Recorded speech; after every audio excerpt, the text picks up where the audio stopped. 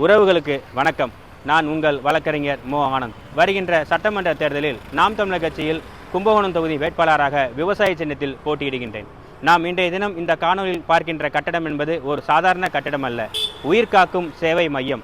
அதாவது நமது கும்பகோணம் நகரம் என்பது ஜன நெருக்கடி கொண்ட இடமாகவும் குறுகிய தெருக்கள் கொண்டதாகவும் பழமையான கட்டடங்கள் நிறைந்த நமது நகரத்தில் சொந்தமாக தீயணைப்பு நிலையம் இருக்கின்றதா என்று கேட்டால் இருந்தது என்றுதான் மக்கள் பெரும்பாலானோர் சொல்லி வருகின்றனர்.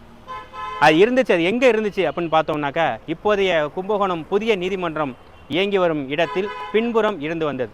இந்த புதிய நீதிமன்றம் வந்ததுக்கு அப்புறம் வழக்காடிகள் எண்ணிக்கை அதிகமாகவும் ஜன நெருக்கடி கொண்ட வாகனங்களின் நெருக்கடி அதிகமாக இருந்த காரணத்தினால் தற்காலிகமாக நம்ம கும்பகோணத்தின் நால்ரோடு பகுதியில் மாற்றப்பட்டு தற்பொழுது அது எங்கே இருந்துகிட்ருக்கு அப்படின்னு பல மக்கள் வந்து கேள்வி கேட்டுட்ருக்காங்க. தற்பொழுது எங்கே இருந்துகிட்ருக்கு அப்படின்னா, கும்பகோணம் மேம்பாலம் இறக்கத்தில் காரைக்கால் போகிற ரோட்டில் முத்துப்பிள்ளை மண்டபம் பகுதியில் தூய இருதய ஆண்டவர் மருத்துவமனை அருகாமையில் நமது கும்பகோணத்தின் தீயணைப்பு நிலையம் செயல்பட்டு வந்துட்டுருக்கு. இந்த சூழலில் நமது கும்பகோணத்தின் மைய பகுதியில் தீயணைப்பு நிலையம் அமைய வேண்டும் என்று இந்த சமூகத்தின் மீது மிகுந்த அக்கறை கொண்ட நபராக இருந்து வருகின்ற அண்ணன் பெருசு என்கின்ற ராமமூர்த்தி அவர்கள் சென்னை உயர்நீதிமன்ற மதுரை கிளையில் கும்பகோணம் நகரத்தில் உள்ள அரசு நிலத்தில் தீயணைப்பு நிலையம் வர வேண்டும் என்று 2021ஆம் ஆண்டு வழக்கு தொடர்ந்து 6 மாதத்தில் அதற்கான உத்தரவையும் பெற்றார். அந்த உத்தரவின்படி இந்த அரசு நிலம் தீயணைப்பு துறைக்கு கிரயம் செய்யப்பட்டது. இந்த கிரயம் செய்யப்பட்ட பின்பாக நிதி ஒதுக்கீடு செய்யப்பட்டது. நிதி ஒதுக்கீடு செய்யப்பட்டு கட்டிடங்கள் எழுப்பப்பட்டன. தற்பொழுது சுமார் 60% வேலைகள் முடிந்துள்ள நிலையில் வாகனங்கள் ஏறி இறங்குவதற்கான ஒரு சாய்வு இல்லை, சுற்றுச்சுவர் கட்டப்படவில்லை.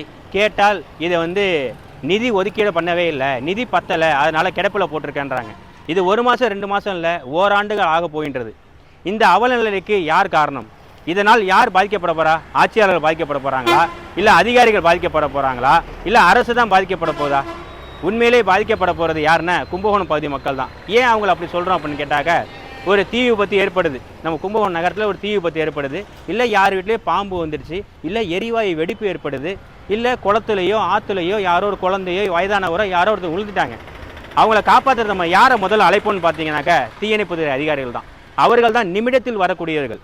மணி நேரத்தில் கூட கிடையாது, நிமிடத்தில் வந்தால் உயிர் காப்பாற்றப்படும் அப்படின்னு சொல்லுவாங்க. நீங்கள் பல படங்களையும் பல நாடகங்களையும் சொல்லுவாங்க, 10 நிமிஷத்துக்கு முன்னாடி அழைச்சிருந்தேனே உயிரை காப்பாற்றிருக்கலாம் அப்படின்னு சொல்லுவாங்க. அந்த மாதிரி நிமிடத்திற்கு முக்கியத்துவம் கொடுப்பவர்கள் தான் இந்த தீயணைப்புத்துறை அதிகாரிகள். அவர்களுக்கு என்று ஒரு நிரந்தரமான அரசு நிலம் கொடுப்பதற்கும் கட்டிடங்கள் முழுமையாக கட்டி அவர்கள் பயன்பாட்டிற்கு கொடுப்பதற்கும் யார் தடுக்கிறா, யார் புறக்கணிக்கிறா அப்படிங்கிறது தான் மக்களோட நீண்ட காலமான ஒரு கேள்வியாக இருந்துட்டு இருக்கு.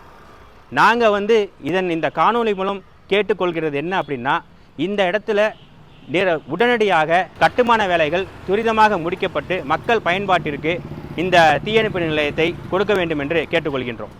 ஏற்கனவே சொந்தமாக இருந்த இடத்திலிருந்து தீயணைப்பு நிலையம் அகற்றப்படக்கூடாது என்றும், புதிதாக அமையப்படவுள்ள தீயணைப்பு நிலையம் அரசு நிலையத்தில்தான், அரசுக்கு சொந்தமான இடத்தில்தான் அமையப்பட வேண்டும் என்றும் பல ஆண்டுகளாக தொடர்ச்சியாக சட்ட போராட்டம் மற்றும் மாநகராட்சியில் தீர்மானம் நிறைவேற்றிடவும் போராடி வருகின்ற நமது அதிமுகவின் பகுதி செயலாளரும் மற்றும் பல இளைஞர்களின் கனவு நாயகனமாகவும் இருந்து வருகின்ற, ஏன் பல இளைஞர்களுக்கு கனவு நாயகன் என்று கூறுகிறேன் என்றால், அண்ணன் மாரத்தான் போட்டியில் எல்லாத்துலேயும் கலந்துப்பாங்க. அதே மாதிரி பல வெளிநாடுகளுக்கு சென்று நம்ம கும்பகோணத்தின் பெருமையை நிலைநாட்டியவர்.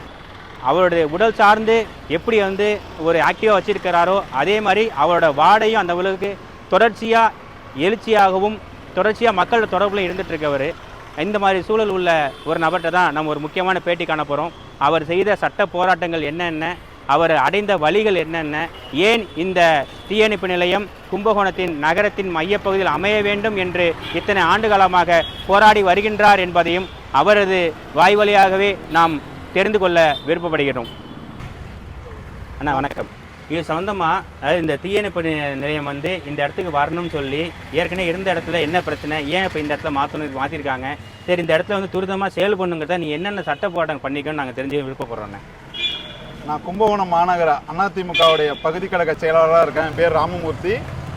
இந்த சட்ட போராட்டம் பார்த்திங்கன்னா கிட்டத்தட்ட ஒரு 15 ஆண்டுகளுக்கு மேலாக நடத்திக்கிட்டு இருக்கோம்.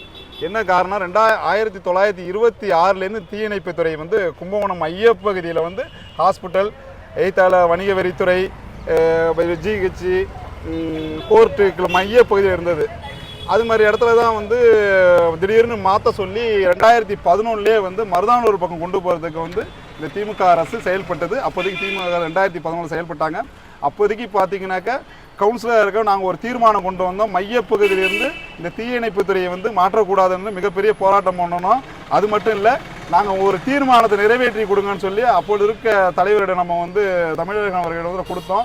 அவர் அதை ஏற்றுக்கொள்ளவில்லை. இது அரசுடைய இது, அது வந்து நாங்கள் வந்து நல்லது தான் பண்ணுவோம், நான் தீயணைப்புத்துறையை வந்து நான் கட்டுறது புதிதாக கட்டப்போகிறோன்னு சொல்லி மாற்ற பார்த்தாங்க. நாங்கள் இப்போ உடனே அந்த சமயத்தில் பார்த்தீங்கன்னா ஒரு ஜிவியில் வந்து பேட்டி கேட்டாங்க. ஜிவியில் வந்து இது மாற்றக்கூடாதுன்னு சொல்லி 2011 பார்த்து தேதியை 2011 இது சம்மந்தமாக போராடிட்டு இருந்தோம். அதற்கு பிறகு பார்த்தீங்கன்னா நான் போராட்டத்துக்கு பிறகு அங்கேயே இருந்தது.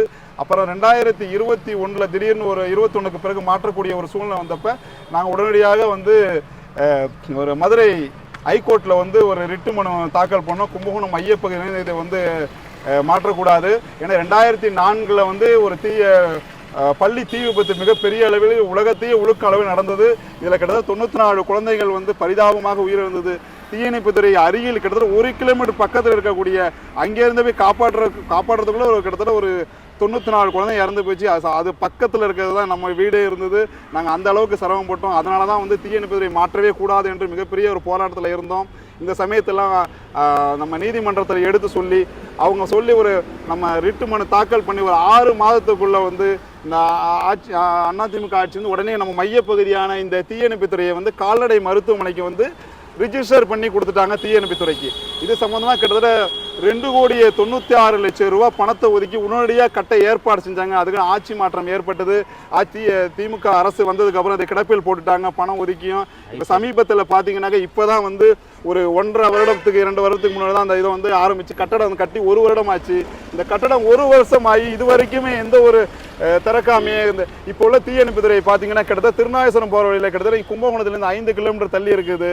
ஏதோ ஒரு அசம்பதாவிதம் எது நடந்தால் வீட்டில் பாம்பு வரலாம், திடீர்னு மாடு வந்து ஆற்றுல உழுவலாம், இல்லைனாக்கா ஒரு திடீர் தீ விபத்து நடந்தது. இங்கே வர்றதுக்குள்ளே என்ன ஆகும், மையப்பகுதி வந்து அந்த காலத்திலே ஆங்கிலேயர் ஆட்சி காலத்திலே வந்து கும்பகோணத்தில் மையப்பகுதியில் இருந்த இந்த தீயணைப்புத்துறையை இங்கே கொண்டு வரதுல இவ்வளோ கும்பகோணம் எல்லாம் சேர்ந்து ஒரு மிகப்பெரிய ஆர்ப்பாட்டம் பண்ணி அது பண்ணி இங்கே கொண்டு வந்தாக்க இதை கட்டி முடிச்சு வந்து இது என்ன ஒரு இது அரசியலுக்காக நாங்கள் பேச வரல, இது மக்கள் பயன்பாட்டுக்கு உடனடியாக கொண்டுட்டு வரணும். பார்த்தீங்கன்னாக்கா இவ்வளோ பில்டிங் கிட்டத்தட்ட 2,90,00,000 ரூபாய்க்கு மேலே கட்டி முடிக்கப்பட்ட இந்த பில்டிங்கை வந்து அந்த ஸ்லாப் அடிக்கிறதுக்காக இதை வந்து கிடப்பில் போடுறது எந்த வகையில் நியாயம்? இதை உடனடியாக இந்த இதை வந்து மக்கள் பயன்பாட்டிற்கு நீங்கள் கொண்டுட்டு வரணும். அதுதான் வந்து இங்கே உள்ள கும்பகோணம் மாநகர மக்களுக்கு ஒரு பாதுகாப்பாக அமையும் என்று இந்த நேரத்தை தெரிஞ்சுக்கிறோம். இல்லைனாக்க அனைத்து கட்சியும் கூட்டு மிகப்பெரிய ஒரு போராட்டத்தை நடத்தி தான் இந்த திறப்பு விழா பண்ணுறதுக்கு ஏற்பாடு செய்யணுமாங்கிறத வந்து அரசு அதிகாரிகள் தான் முடிவு பண்ணணுங்கிறத இந்த நேரத்தில் வலியுறுத்தி கேட்டுக்கொள்கின்றேன். சிறப்புண்ணே. தனியார் வசத்தில் வந்து செஞ்சு கொடுக்க தயாராக நிறைய வசதி உள்ளவர்கள் பணக்காரர் நிறைய பேர் இருக்கிறாங்க. இது வந்து மக்களுக்கு முக்கியமான ஒரு இதாக இருக்குது. இந்த காம்பவுண்டை கட்டி இந்த ஸ்லாப் அடித்தாக்க இந்த தீயணைப்புத்துறை உடனே இங்கே வந்துடும், எல்லாத்துக்கும் ஒரு பாதுகாப்பாக இருக்கும். வருமுன் காப்போம்பாங்க. நம்ம வந்ததுக்கப்புறம் ஒரு இதை பண்ணுறது முன்கூட்டியே இதை ஏற்பாடு பண்ணால் உண்மையாக நல்லாவும் இருக்கும். இது வந்து மிக முக்கியமாக இந்த காணொலி மூலயமா அரசு அதிகாரிகள்கிட்டையும் ஆட்சியாளர்கள்ட்டையும் நம்ம கேட்குற கோரிக்கை என்ன அப்படின்னா, இந்த தீயணைப்பு நிலையம் உடனடியாக இங்கே நிறுவப்பட வேண்டும், பொதுமக்கள் பயன்பாட்டிற்கு கொடுக்கணும் அப்படின்னு சொல்லி கேட்டுக்கிறோம். உயிர்காக்கும் நிலையத்தை உடனடியாக எந்த ஒரு காலதாமதம் இல்லாமல் பயன்பாட்டிற்கு கொண்டு வர வேண்டும் என்று இதன் மூலமாக கேட்டுக்கொள்கின்றோம். நன்றி, வணக்கம்.